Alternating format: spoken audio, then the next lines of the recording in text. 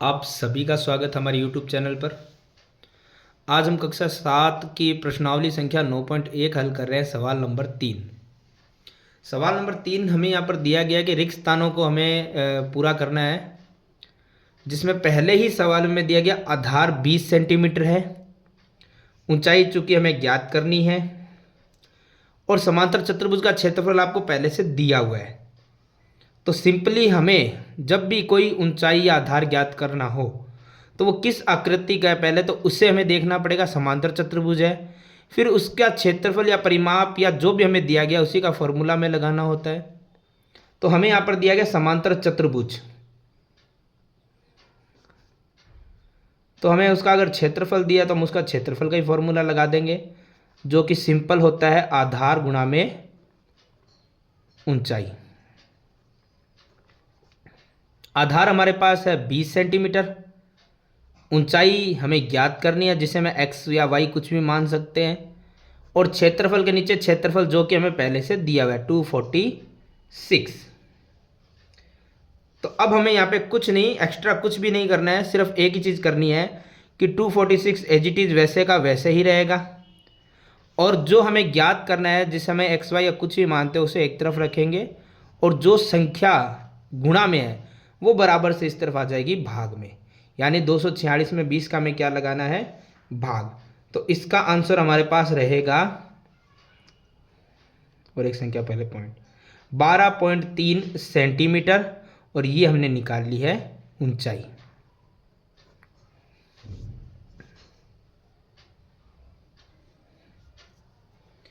इसी प्रकार अगला सवाल भी हमारे पास रहेगा। इस बार हमें आधार ज्ञात करना है जो कि पिछली बार हमें दिया गया था, और पिछली बार हमें ऊंचाई पूछी गई थी, लेकिन इस बार ऊंचाई हमें दे दी गई है 15 सेंटीमीटर, और समांतर चतुर्भुज का क्षेत्रफल जो कि हमें फिर से दिया गया है 154.5 सेमी स्क्वायर। तो जैसे कि पता ही है आपको कि आधार हो या ऊंचाई कुछ भी ज्ञात करना हो, अगर आपको समांतर चतुर्भुज का क्षेत्रफल दिया गया है तो हम उसी का ही फॉर्मूला लगा देंगे, जो कि इजी, थोड़ा मैं शॉर्टकट में लिखूंगा। समांतर चतुर्भुज का क्षेत्रफल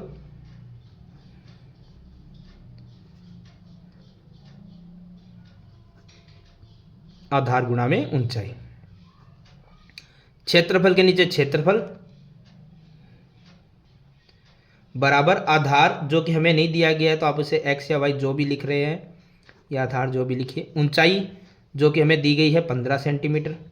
वैसे ही करना है कि आधार जो हमें ज्ञात करना उसे एक तरफ रखेंगे, और एक तरफ जो संख्या है गुणा में थी वो इधर आके बराबर से इधर आ जाएगी भाग में।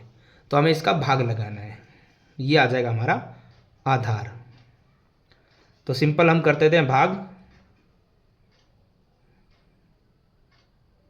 और एक संख्या पहले पॉइंट, 10.3 सेंटीमीटर। और इसी के अंदर जो तीसरा सवाल हमें दिया गया है उसमें फिर से हमें आधार पूछा गया है,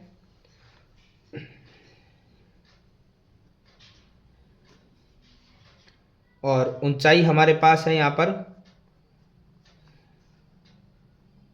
8.4 सेंटीमीटर, और समांतर चतुर्भुज का क्षेत्रफल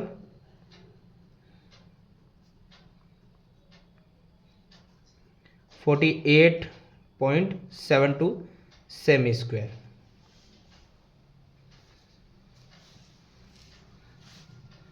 उसी प्रकार का ही सवाल है, तो समांतर चतुर्भुज का क्षेत्रफल लगा लेंगे हम पहले ही।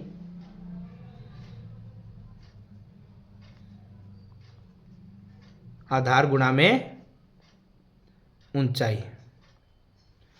तो क्षेत्रफल के नीचे क्षेत्रफल आएगा 48.72 बराबर आधार के नीचे आधार जो हमें दिया गया नहीं है, तो मैंने आधार का आधार ही लिख दिया, और ऊंचाई हमें दी गई है 8.4 सेंटीमीटर। उसी प्रकार का सवाल है, तो 48.72 और ये आधार के साथ जो संख्या 8.4 गुणा में थी वो चली जाएगी भाग में, और आधार वैसे का वैसा। तो सबसे पहले इसे डिवाइड करना है, जो कि आप इसे कट करके भी कर सकते हैं, पॉइंट को ख़त्म समाप्त करके भी कर सकते हैं, ठीक है, इसे हमें हल करना है। तो पूरा हल करने के बाद हमारा जो ऑलमोस्ट आंसर रहने वाला है वो रहेगा 5.8 सेमी। चूँकि जब हम इसे आसान करेंगे, हल करेंगे, सरल करेंगे, तो गुणा भाग करने पे, क्योंकि जो पॉइंट आप इसे हटाते हैं और भाग करते हैं, तो हमारा उत्तर यही रहेगा 5.8 सेमी, जो कि आधार हमारा था।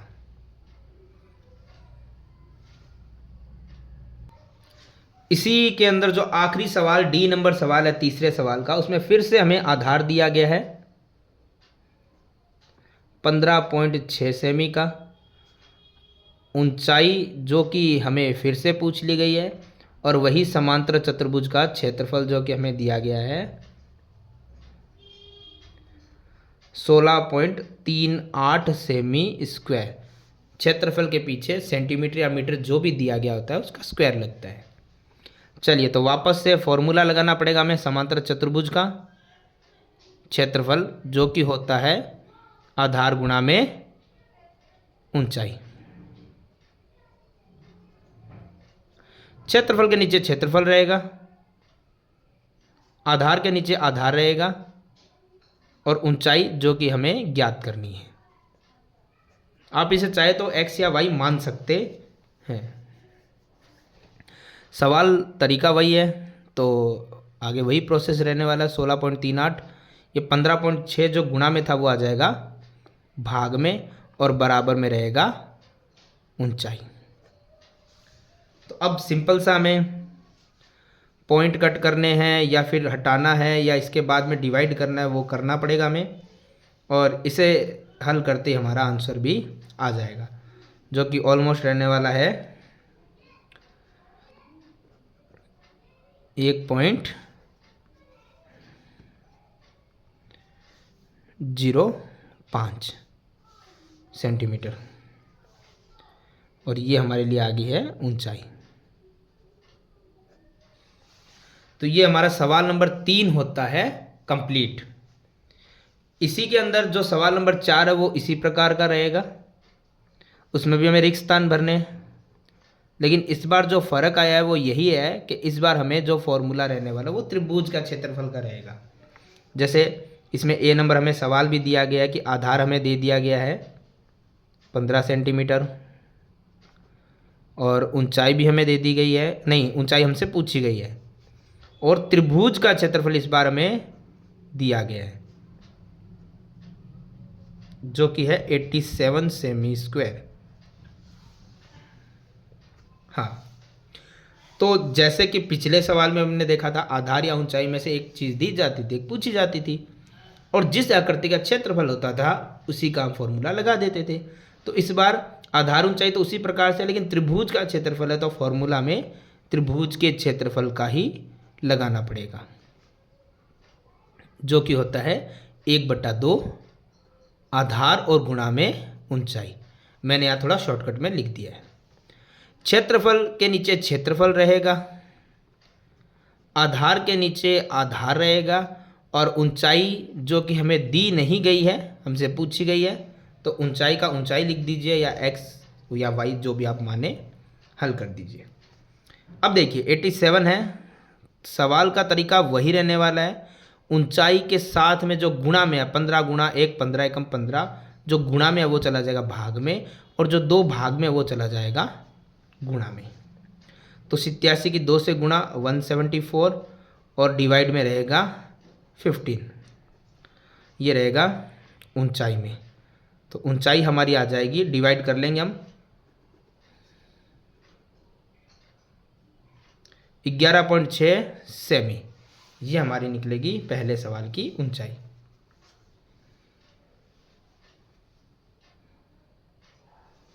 इसी में सवाल नंबर बी, इसी प्रकार से ये सवाल रहने वाले हैं। इस बार हमें यहाँ पर आधार पूछ लिया गया है और ऊंचाई हमें दे दी गई है, जो कि यही होने वाला है, कभी ऊंचाई दी जाएगी, कभी आधार दिया जाएगा, और दूसरी जो चीज़ होती है हमसे पूछ ली जाती है, और ये है mm में।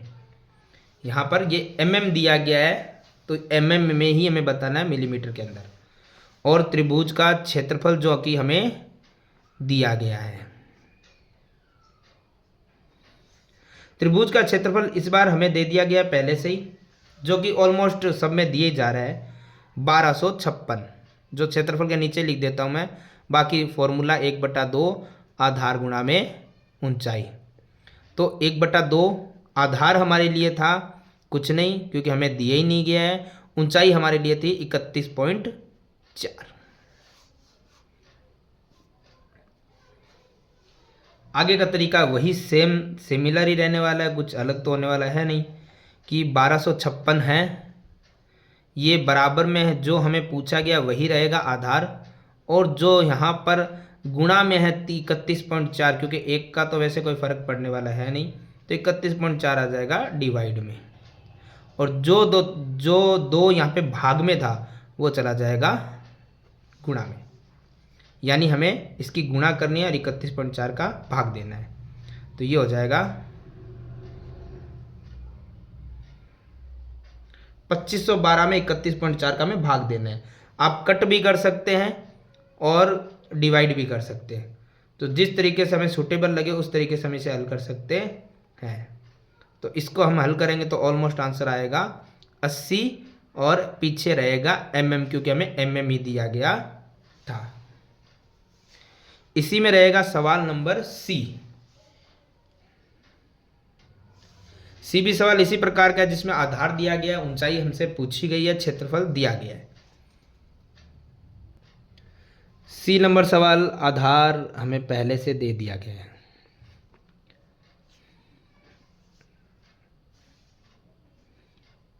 बाईस सेंटीमीटर है ऊंचाई, जो कि हमें पूछ ली गई है, और त्रिभुज का क्षेत्रफल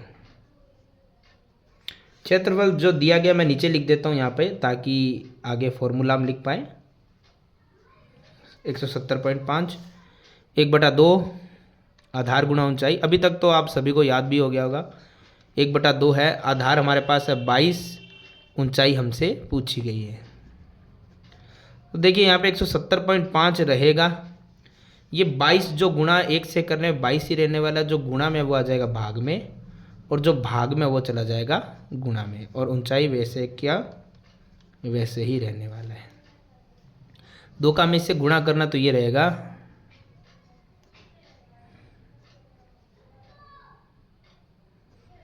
और पॉइंट वैसे का वैसा बटे 22, यानी इसे 341 भी कह सकते हैं। 0.0 की तो वैसे कोई वैल्यू होती नहीं है। तो 22 का जब हम भाग लगाएं तो ये आएगा 15.5 सेंटीमीटर, जो कि हमसे पूछी गई थी ऊंचाई। तो इस प्रकार से सवाल नंबर 4 भी होता है समाप्त।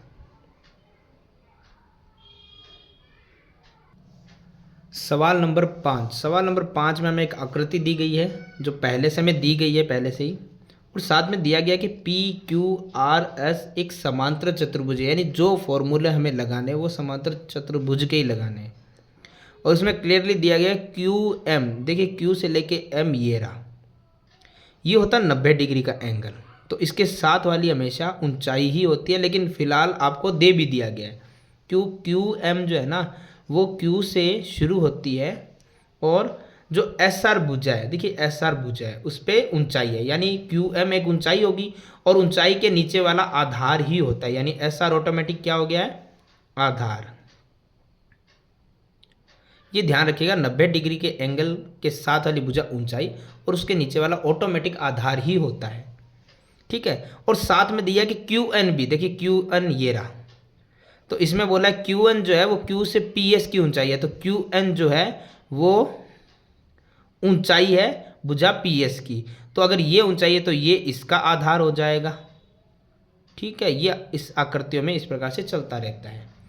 अगर ये भुजा ऊंचाई है तो ये इसका आधार, और ये भुजा ऊंचाई है तो ये इसका आधार हो जाएगा। अब हमें यहाँ पे सबसे पहले सवाल दिया गया कि समांतर चतुर्भुज PQRS का क्षेत्रफल निकालो। तो हमें यहाँ पर समांतर चतुर्भुज का ही फॉर्मूला लगाना पड़ेगा, और समांतर चतुर्भुज का क्षेत्रफल हम पिछले काफ़ी सवालों से लगा रहे हैं, तो इजी है, याद भी हो गया होगा, आधार और गुणा में ऊंचाई।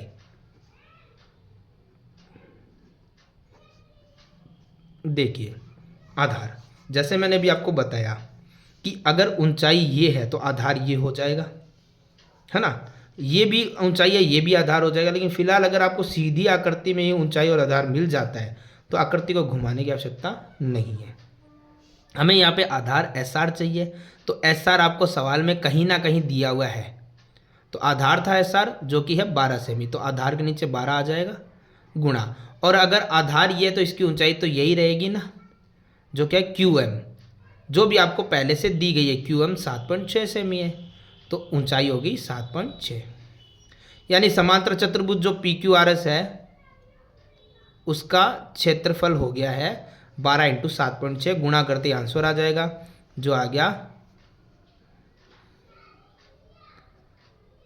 91.2 सेमी स्क्वायर। यानी पहला सवाल तो कंप्लीट हो गया।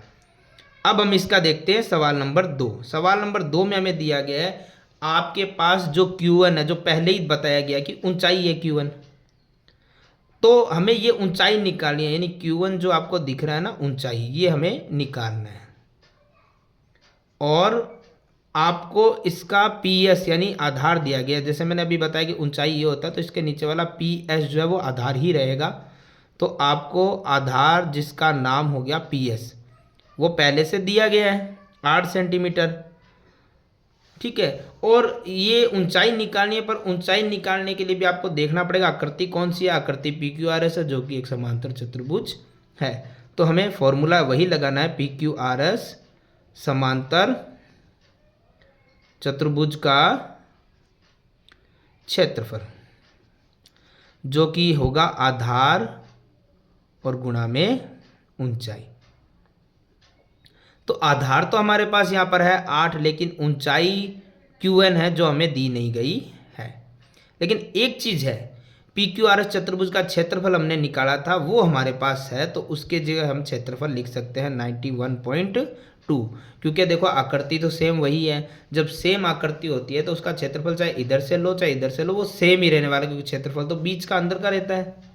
तो PQRS समांतर चतुर्भुज का क्षेत्रफल अभी हमने निकाला था, तो PQRS समांतर चतुर्भुज की जगह हम लिख सकते हैं। हमें Q1 जो कि निकालना है उसको अकेला छोड़ देंगे, और वो नॉर्मल प्रोसेस तो होता ही है कि जो संख्या गुणा में वो बराबर से इधर आके चली जाएगी बट्टे के अंदर। तो अब आपको एक ही काम करना है, 91.2 के अंदर 8 का हमें क्या करना है, डिवाइड करना है। हमारा आंसर आ जाएगा जो कि रहेगा 11.4 सेंटीमीटर Q1। यानी जो ऊंचाई Q1 पूछी गई थी वो रहेगी 11.4। तो पांचवें सवाल के 2 सवाल थे, एक तो समांतर चतुर्भुज का क्षेत्रफल जो हमने निकाल दिया, दूसरा Q1 की लंबाई यानी ऊंचाई जो हमने निकाल दिया 11.4 सेमी।